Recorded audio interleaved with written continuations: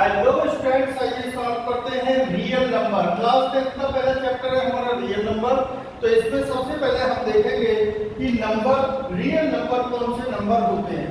ठीक है, तो ये क्या है, नंबर लाइन जो हम छोटी क्लासेस में पढ़ते आए हैं, ये नंबर लाइन है। इसमें मिडल में हम क्या रिप्रेजेंट करते हैं, जीरो से। ठीक है, बीच में क्या लिखते हैं, जीरो, और इसके राइट हैंड साइड में पॉजिटिव नंबर्स 1 2 3, ठीक है, और लेफ्ट हैंड साइड में नेगेटिव नंबर्स -1 -2। अब यहाँ बीच में अगर इसके मिडिल में रिप्रेजेंट करूँ तो क्या रिप्रेजेंट करूँगा, 1/2। ठीक है, यहाँ इसके मिडिल में रिप्रेजेंट करूँ तो मैं क्या रिप्रेजेंट करूँगा, 3/2, 1.5। ओके, अब मुझे √2 रिप्रेजेंट करना होगा तो √2 की वैल्यू होगी, √2 की वैल्यू होगी कुछ यहाँ पर ये होगा √2। ओके, 2 से कम होगी क्योंकि स्क्वायर रूट है। तो अब यहाँ देखते हैं, देखो जीरो क्या है, होल नंबर, रियल नंबर पर रिप्रेजेंट हो रहा है। 1 क्या है, नेचुरल नंबर, 2 नंबर, 3। तो ऑल नेचुरल नंबर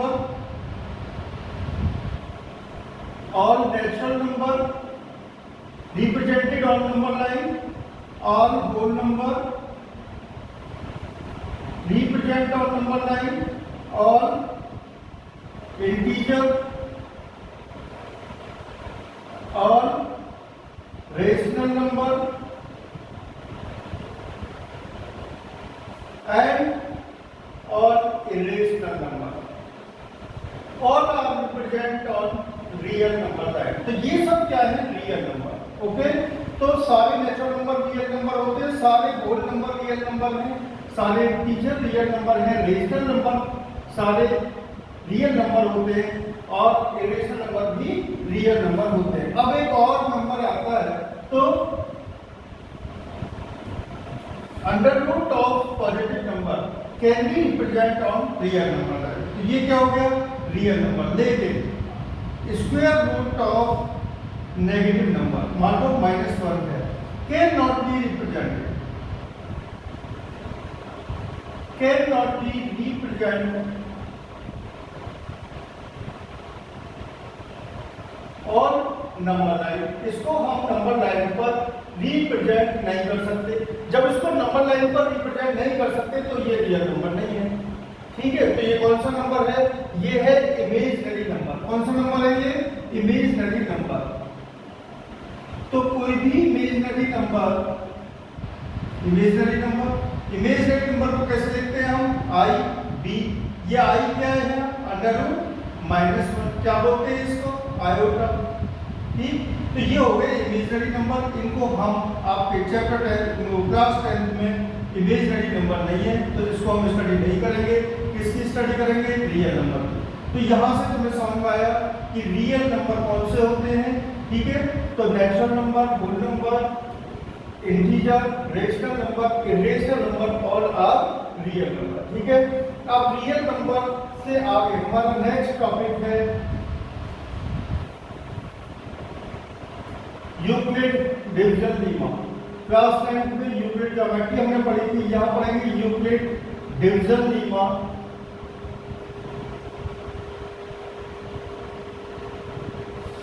ठीक है, यूक्लिड डिवीजन लीमा क्या है, एक रीस्टेटमेंट है किसका, restatement of division algorithm. Division algorithm को इन्होंने दोबारा से कह दिया, एक स्टेटमेंट। ठीक है, डिवीजन एल्गोरिथम का रीस्टेटमेंट है। डिवीजन एल्गोरिथम क्या थी हमारी, डिविडेंड इक्वल होता है किसके, divisor multiply quotient plus reminder. ये क्या थी हमारी डिवीजन एल्गोरिथम। यूक्लिड ने क्या किया, एक स्टेटमेंट दिया। तो यूक्लिड डिवीजन लीमा स्टेट्स, क्या स्टेटमेंट दिया इन्होंने, states that for a positive integer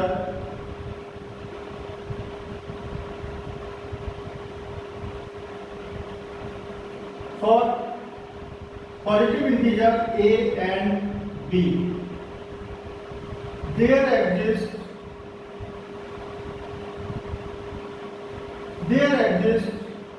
another integer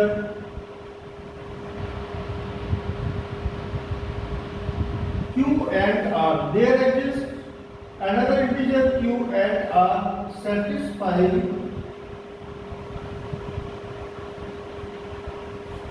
a is equal to bq plus r, where a is equal to bq plus r, where r की जो value होगी वो या तो 0 से बड़ी होगी या इसके इक्वल होगी, लेकिन b से कम होगी, ये कंडीशन है।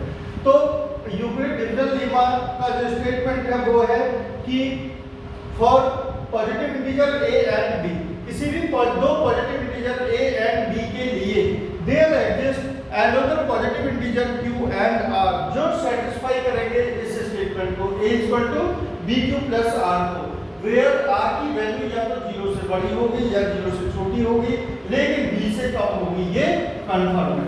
ठीक है, इसका यूजेस कहाँ करते हैं हम? यूक्लिड डिवीजन लेमा का यूज करते हैं हम किसमें? For finding HCF, for finding HCF, HCF को फाइंड करने में हम इसका यूज करते हैं। ठीक है, तो एक क्वेश्चन ले लेते हैं HCF के लिए।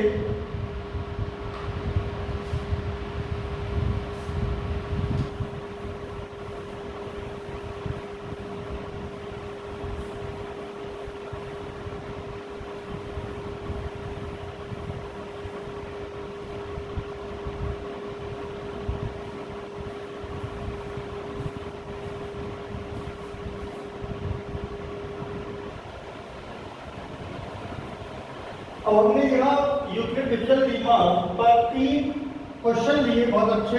सबसे पहले क्या करेंगे? HCF निकालेंगे 96 और 240 का यूजिंग यूक्लिड डिविजन लेमा। तो क्वेश्चन नंबर 1 को सॉल्व करते हैं। Answer number 1, Euclid division lemma कहता है कि a is equal to bq plus r, ये होना चाहिए। तो यहाँ पर a किसको लेंगे हम? बड़े नंबर को। तो 240 को हम कैसे लिख सकते हैं?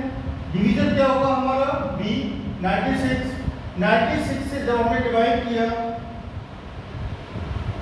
अब 96 से हमने डिवाइड किया किसको? 240 को, तो मल्टीप्लाई 2। ठीक है, अब 2 6 का कितना होता है? 12 का 2 कैरी 1, 2 9 का 18 और 1 90। तो क्या रिमाइंडर बचेगा हमारा? रिमाइंडर बचा हमारा प्लस 48। ठीक है, अब देखिए रिमाइंडर हमारा 0 के इक्वल नहीं है, तो डिवीजन लेमा को आगे कंटिन्यू करेंगे। किस किस के बीच? रिमाइंडर और डिवीजन के बीच। जहाँ डिवीजन ग्रेटर है तो यहाँ जाएगा 96 को हम कैसे एक्सप्रेस करेंगे? 48 डिवीजन हो गया मल्टीप्लाई 2 प्लस 0। अब रिमाइंडर 0 है तो HCF क्या होगा हमारा? Division 48, HCF division. तो इस तरीके से हम HCF निकालते हैं। किसकी HCF निकालते हैं हम? किसका यूज करते हैं? यूक्लिड डिवीजन लेमा का। ठीक है, इसके बाद सेकंड क्वेश्चन लेते हैं हम। सेकंड क्वेश्चन है हमारा, prove that any positive odd integer can be written in the form of 6q + 1, 6q + 3, 6q + 5। तो इसको कैसे सॉल्व करेंगे कि किसी भी पॉजिटिव ऑड इंटीजर को हम इस फॉर्म में लिख सकते हैं। Let a b any positive integer. a को मान लिया हमने ये कोई भी पॉजिटिव ऑड इंटीजर है। Let a b any positive odd integer, positive integer sir. Let a b any positive integer and b equal to 6। b को क्या ले लिया हमने? 6। तो a को कैसे लिख सकते हैं हम? a is equal to 6q plus r। ठीक, अब यहाँ पर r की पॉसिबल वैल्यू क्या हो सकती है? r इज ग्रेटर देन और equal to 0 but smaller than 6। तो पॉसिबल वैल्यू ऑफ r क्या होगी? r 0 हो सकता है, 1 हो सकता है, 2 हो सकता है, 3 हो सकता है, 4 हो सकता है, 5 हो सकता है। ठीक है, तो a की पॉसिबल वैल्यू क्या होगी? a की पॉसिबल वैल्यू होगी जब r क्या है हमारा 0, तो a क्या हो जाएगा? 6q। r है हमारा 1, तो a की वैल्यू हो जाएगी 6q प्लस 1 और 6 क्यूब प्लस 2 और 6 क्यूब प्लस 3 और 6 क्यूब प्लस 4 और 6 क्यूब प्लस 5। तो हमें पता है कि जो नंबर 2 से डिवाइड होता है वो क्या होता है, इवन नंबर, और जो नंबर 2 से डिवाइड नहीं होता वो होता है ऑड नंबर। तो देखो 6 क्यू यहाँ 2 से डिवाइड हो रहा है, ये इवन नंबर है, इसको हम अवॉइड कर देंगे। 6 क्यू प्लस 1 ये 2 से डिवाइड नहीं हो रहा, तो क्या है ये ऑड नंबर। तो 6 क्यू प्लस 1 और 6 क्यू प्लस 3 और 6 क्यू प्लस 5 और तो any positive odd integer can be written in the form of 6 cube plus 1, 6 cube plus 3, 6 cube plus 5. Okay, अब लेते हैं क्वेश्चन नंबर 3 लेते हैं। थर्ड क्वेश्चन है हमारा कि so that one and only one out of n plus 2 n plus 4 is divisible by 3 where n is any positive integer। n क्या है, कोई भी पॉजिटिव इंटीजर। तो इसको कैसे सॉल्व करेंगे, हमें शो करना है कि या तो n अगर 3 से डिवाइड होता है तो ये नहीं होंगे, ये होता है तो फिर ये दोनों डिवाइड नहीं होंगे, और ये होता है तो ये दोनों डिवाइड नहीं होंगे। Let n is any positive integer. तो n कोई भी पॉजिटिव इंटीजर है, n को हम कैसे लिख सकते हैं, b की वैल्यू क्या है 3। अगर हम n को 3 से डिवाइड करते हैं तो हमारी वैल्यू क्या आएगी, यूक्लिड डिवीजन थ्योरम के according n is equal to 3q plus r, n is equal to 3q plus r। क्यों क्या है, यह पूछा है। अब r की पॉसिबल वैल्यू क्या होगी, पॉसिबल वैल्यूज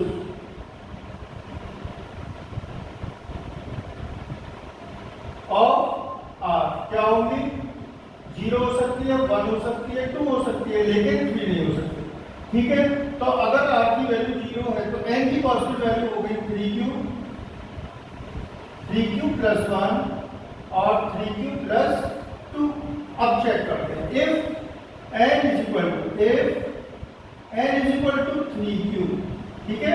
अब n की वैल्यू अगर 3q है तो ये 3 से डिवाइड होता है, लेकिन n प्लस 2 क्या हो जाएगा हमारा 3q plus 2 not divisible by 3। n plus 4 क्या हो जाएगा 3q प्लस 4। तो 3q प्लस 2 और 3q प्लस 4 3 से डिवाइड नहीं होंगे, तो कौन डिवाइड होगा 3 से, केवल 3q। कब, जब n की वैल्यू हम क्या लेते हैं 3q। तो पहली बात यहाँ क्लियर हुई। सेकंड केस में n की वैल्यू क्या लेते हैं 3q प्लस 1। अगर n की वैल्यू आती है 3q प्लस 1 तो ये 3 से डिविजिबल नहीं है, लेकिन n प्लस 2 क्या हो जाएगा हमारा 3q प्लस 3, 2 ऐड कर दिया हमने इसमें, तो ये क्या हो गया 3 का मल्टीपल q प्लस 1, तो ये तो 3 से डिवाइड है। तो इस केस में n प्लस 2 3 से डिविजिबल है, लेकिन n नहीं है। n प्लस 4 को चेक करते हैं, n प्लस 4 की वैल्यू होगी 3q प्लस 5, 3q प्लस 5, तो ये नंबर भी 3 से डिविजिबल नहीं है। 3q प्लस 5 ये भी 3 से डिविजिबल नहीं है। तो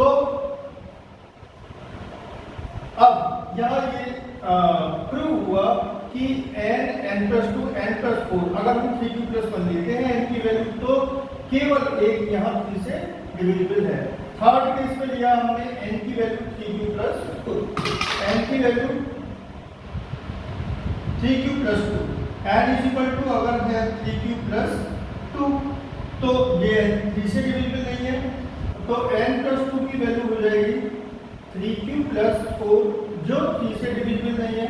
n प्लस 4 की वैल्यू हो गई 3q प्लस 6। अब 3q प्लस 6 में 3 कॉमन आ गया और यहाँ हो गया q प्लस 2 जो 3 से डिविजिबल है। तो ये प्रूफ हुआ कि n प्लस 2 n प्लस 4 में केवल एक नंबर ओनली 1 3 से डिविजिबल है। Okay, bye.